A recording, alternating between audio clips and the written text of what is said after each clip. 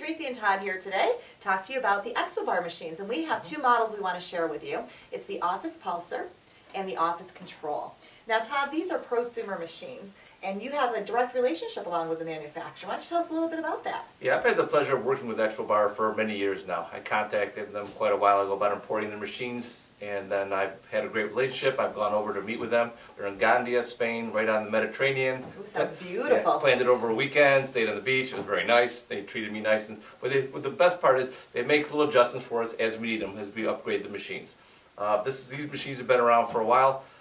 With some slight upgrades, and they've been very good, reliable performers. Yeah, they're beautiful machines. As you can see, they're made with stainless steel, and if you pan over here, you'll notice there's some white protective coating on here. This is how your machine will come, so that none of the stainless steel gets ruined. And we'll have people call us sometimes and say, you know, my white machine or my blue machine isn't what I ordered. Be sure this is protective covering so that your machine comes to you in perfect condition. So we've already unboxed them for you to be able to see them. A couple of things we do for setup. The water reservoir is located on the back of the machine here, and let me take off the cup warmer plate. And the water reservoir on this is an impressive thing too. This is a really large water reservoir. It holds 93 ounces of water. You can pull it out of the machine, or you can come over to it and just pour into it. And you notice on the end here I have this guy here, which is a water softener. Yep. So to start up the machine, you know, we get that soaked into water to activate it. Yeah, I would soak it in water for a few minutes before you put it in the machine. That'll also help sink it so it sinks to the bottom. And it doesn't, otherwise it can float up and suck a little air, and that doesn't work great. So why don't we start working right on the control one, Todd, and do a shot so everybody can see how it works. Now the unique thing about the control model is that it has 4 programmable buttons. It also has a manual button to start and finish the flow of water. So Todd will actually show you that as we start to brew on this machine. He's almost got the portafilter handle over here. Okay, for the fun of it, because this is how I have fun, I'm going to use a bottomless portafilter and with a triple shot filter basket. Okay, and just kind of show you, it doesn't fit unless you take this out first. And I'm going to use the manual button on top, and then we're just going to brew right into that cup. Notice how the pump starts so loud, then it gets quiet as the pressure builds up.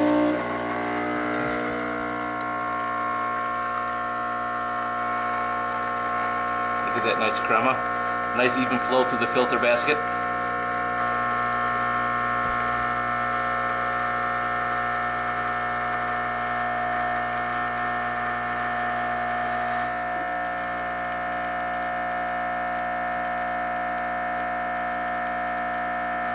Shot, Todd. Yeah. Okay. That little whoosh you heard was a 3-way solenoid valve opening up. So she gives a beautiful shot. That is beautiful. I think as you're doing that, you should empty out the coffee grounds and get another portafilter started. Again, like I said before, one of the unique things about this machine is it's a prosumer machine. It works on a heat exchange system, so you're able to brew and steam simultaneously. So the next thing we're going to show you is Todd's going to make a shot of espresso, and then we're going to start frothing our milk so we can show you how to achieve a milk-based drink with this type of machine. Yeah. That was pretty cool, Todd. So what we'll do, we'll put one cappuccino cup on one side, get the espresso cup on the other, actually use this one over here, and then we'll froth. Okay, I'm going to program this to do a double shot now. This is how you program it. You push and hold the manual button / programmable button until the lights, LED lights appear displayed. And then you pick the button you want to program. I'll do the double shot right there, the large cup button. That one. And then you let it run until you get enough coffee in there. Then you push that same button to stop it. And then it'll be programmed.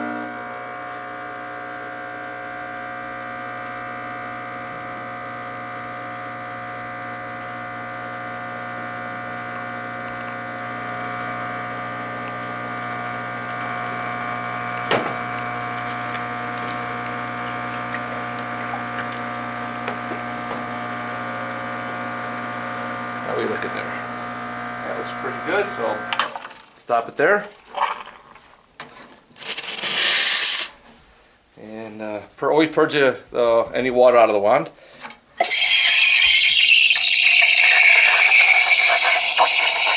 So we have something to talk about. Well, I'll tell you what we're doing here is we're injecting air at the beginning of the frothing here. Hear the hissing sound? And you do that until the milk starts to get Oh, probably like 110 degrees or so, where it starts to get warm. I'm feeling the bottom of the pitcher there. It's getting pretty warm there. Then you put the tip underneath the surface, and you just get the milk rolling in there, like that.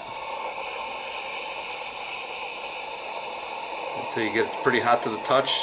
You don't want to go over 160. That's pretty good there. And makes nice creamy froth. I'll show you what we got here.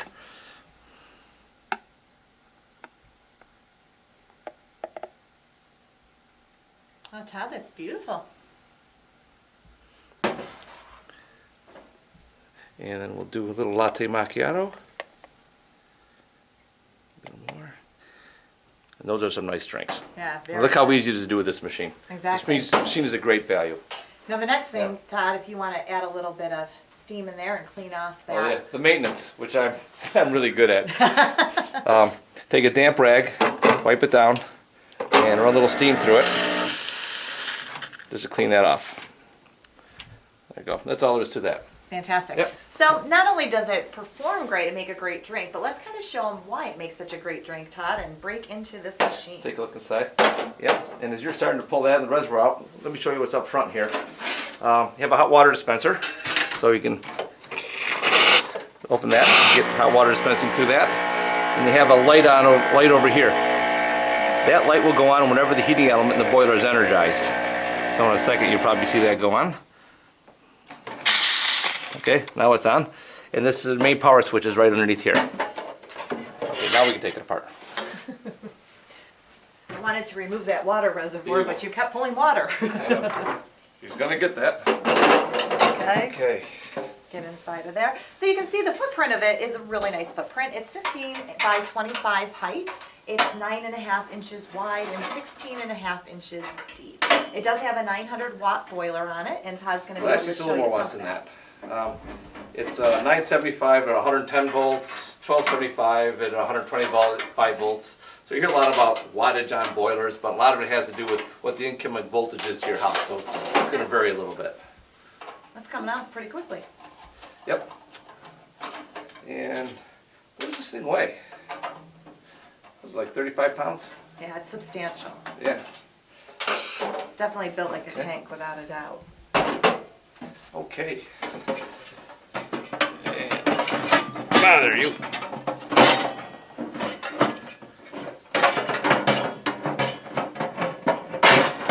Okay. Obviously, I'm not gentle.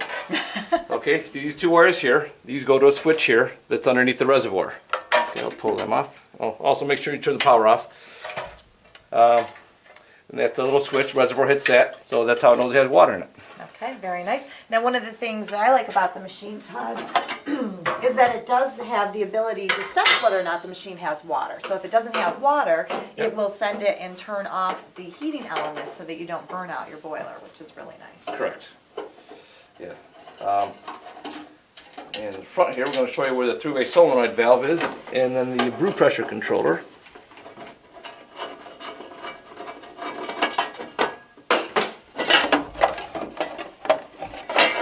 Grab that. Sure. Well, okay. Now here's your three-way solenoid valve. That relieves the pressure off the coffee when you're done brewing. So you hit the brew switch off, and you hear water comes through that. There's your boiler in there. You can't see a heck of a lot from this angle, but you can see I have an access to it. Okay, let's take a look inside. And up over here you have your boiler. There's your pressure relief valve, very good quality one. Here's your vacuum relief valve. That's fun. That releases any air as the boiler is heating up. Here's your water fill probe. When the water gets low, that sends power to the control board over here. Let us know that it's time to fill the boiler. And I think Tracy might have mentioned what's nice about this is when the boiler level goes down, it turns the heating element off, so you can't accidentally hurt your heating element. Which is a really nice thing. Yep. And the other thing too is, Todd, that that's a nice copper boiler that's located Yeah. on there too. Yeah, all copper. It has a very similar brew group to the E61. I want to show you one of the, but it's not an E61. It's Krem's, which is Expobar's version of it, which is really unique actually. See, the water comes out of this hole here, and then you see this area here cut out around it. So what happens is when the water comes out of that hole, it hits this part of the shower screen. This is the bottom of the shower screen, and directs the water back up around into here. And then when that fills up, pressure builds and the water comes down through the shower screen. What that does, that gives you a really nice type of pre-infusion, different than what you'd find in the other machines. Very nice. Again, unique just to the Office Control and Office Pulser versions of the Expobar machines. And just real quick, you know, the Office Pulser itself, this just works on an on-off switch. So you just have your button where you start the water flow Sure. and turn it off. So that's kind of the difference between what you're seeing with the Control. They do have cup warmers on top, so your cups stay nice and warm, so that's a nice feature.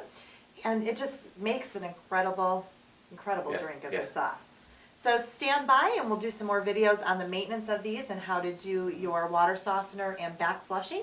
And stay with us till we unbox more merchandise.